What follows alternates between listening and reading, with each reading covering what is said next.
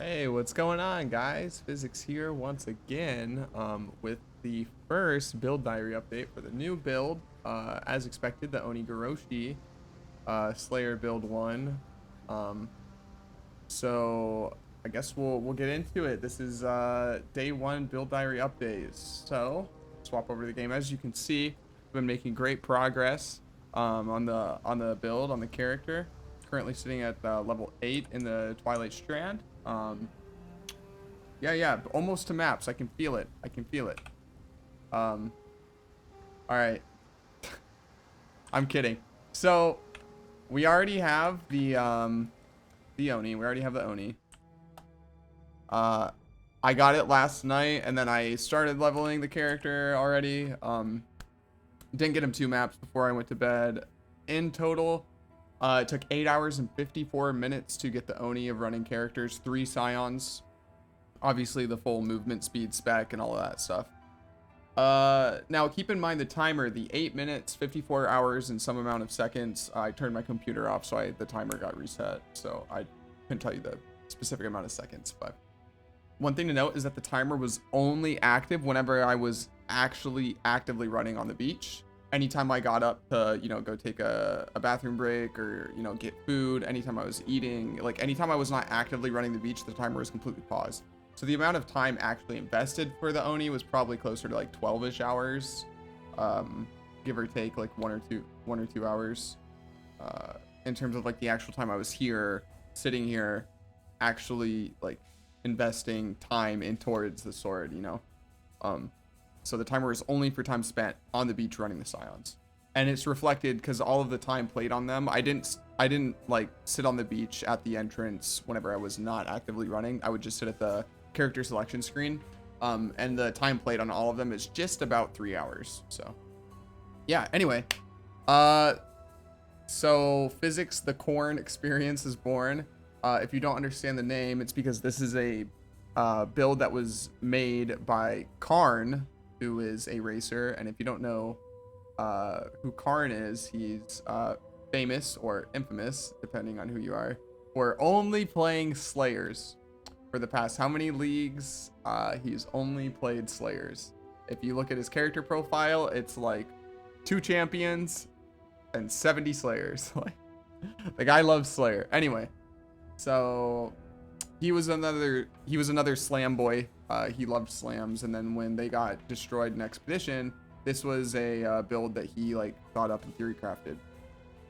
So how this really came about was I was skeptical. I don't know if you guys have seen the clip, but there was a clip where Darky was kind of memeing on Karn for farming an Oni like 10 times in the past league and a half, and like playing this build non-stop.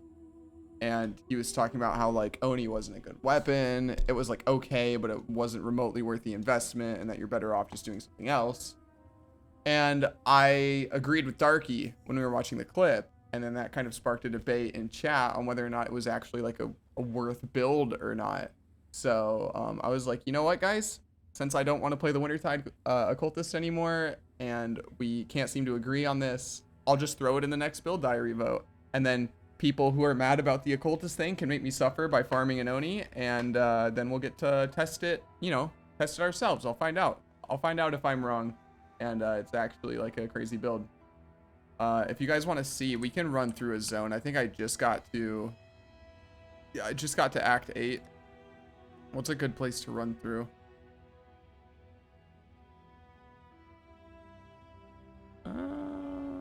You know what? Actually, we can just go to like Act 7 town or something.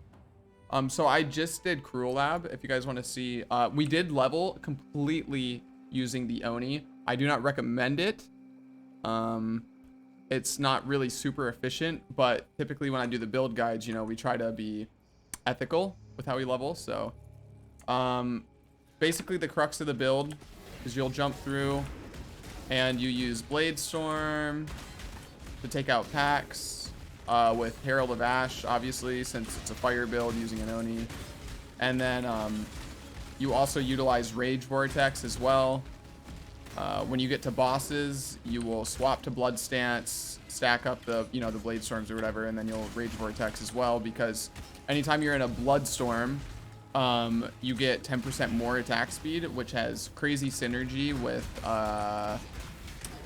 Rage Vortex, because Rage Vortex, like, attack speed is such a more multiplier for damage on Rage Vortex. It's super good. Super good scaler for the skill's damage. So that's basically the crux of the build. I've been leveling with like a janky setup, running determination, obviously, precision, blood and sand, as it's pretty mandatory for, you know, the skill we're using. Herald of Ash, and then vitality to kind of offset the degen. Let's see real quick, we fight this guy.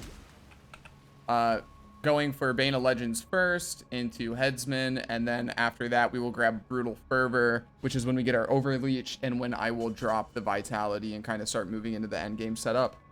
And then in Uber Lab we will take Impact, which is like amazing for this build. Obviously the crazy AoE and stuff is when you can start going super zoom with this build, and the Bladestorms will stop being so puny. Not that the, you know, the clear doesn't feel that bad anyway, because you're using Herald of Ash, you know, so it's like pretty whatever. But yeah, so far the build's fine. It's end game, the variant is meant to go crit, and I've not yet started scaling crit. If you guys want to see the tree, early on, spec through Art of the Gladiator to Master the Arena.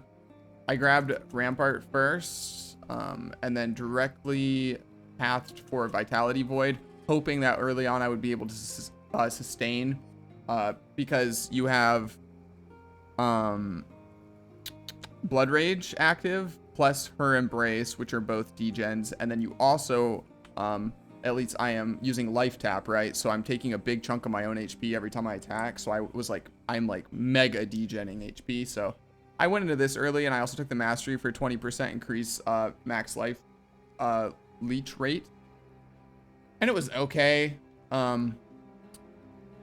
Would I do it again next time? I don't know. I would be interested to try just ignoring that node and then just doing whatever anyway, because I was still having to chug potions most of the time, because early on you don't really hit hard enough to like really leech. So I don't really think that was super worth it. And then Golem's Blood with Vitality, increased mana reservation, so I could fit other things in. After that, I rushed Armor Mastery with Soul of Steel, so I could get the Determination mana reservation. Once that was done, I yoinked Bloodless for the life into Lava Lash, grabbed my last Fortify node, pathed up through here, got Barbarism and Juggernaut, into Blade Master for the accuracy, because at this point I was not having a 100% chance to hit, and obviously I'm not leveling Resolute Technique.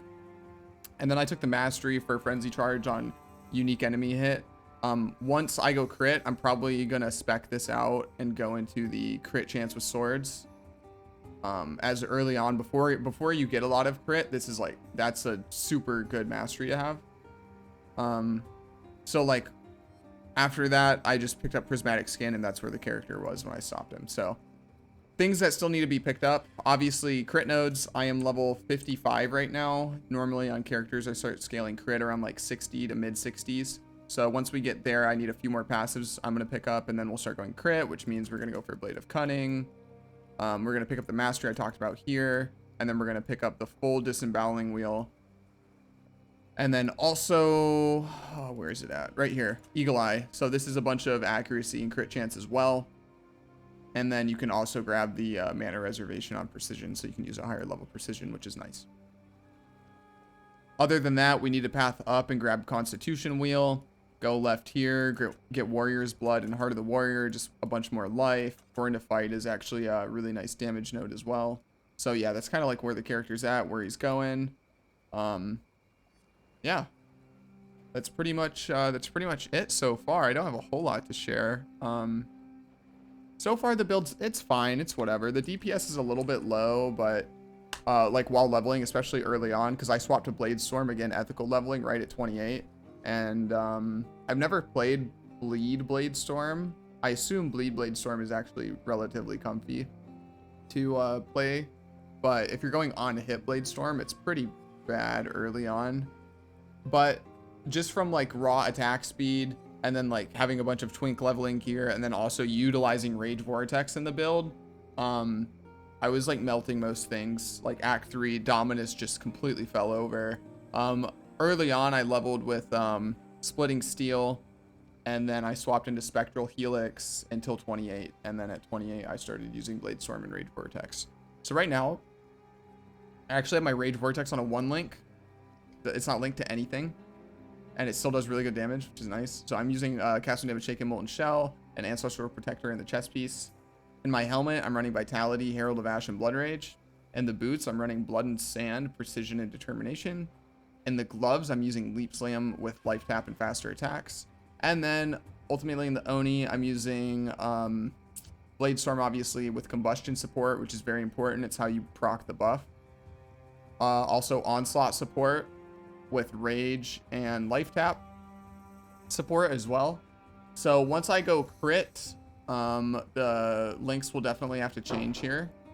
Even the colors, now that I think about it, I'm going to need to use increased crit strikes and crit multi, so I'm going to have to get extra blue probably early on.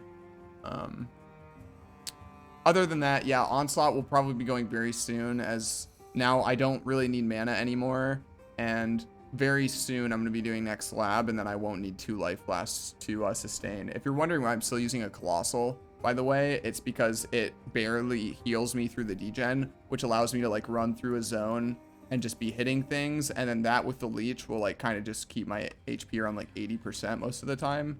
Whereas if I pop the hollowed flask, I'll just instantly heal to full, and then it'll, you know, I'll touch full life, and then I'll start degenning again. So yeah, that's pretty much it for the character so far. I'll put a current POB down in the description if you guys want to see it. I'm pretty much just copying Karn's stuff 1-to-1, so it's not like, you know, I'm not doing anything special. So we're basically just straight doing the corn experience and seeing if it, you know, if it feels good enough to farm an Oni. Yeah, if you guys made it this far, you have any questions, feel free to let me know in the comments. If you like the video, thumbs up. If you don't like it, thumbs down, tell me what I can do better. And if you like me, maybe consider subbing. Friendly reminder that I will be live on Twitch as soon as you see this on YouTube for probably the next 10 to 12 hours. And yeah, that's it. Have a good one, guys. Take it easy.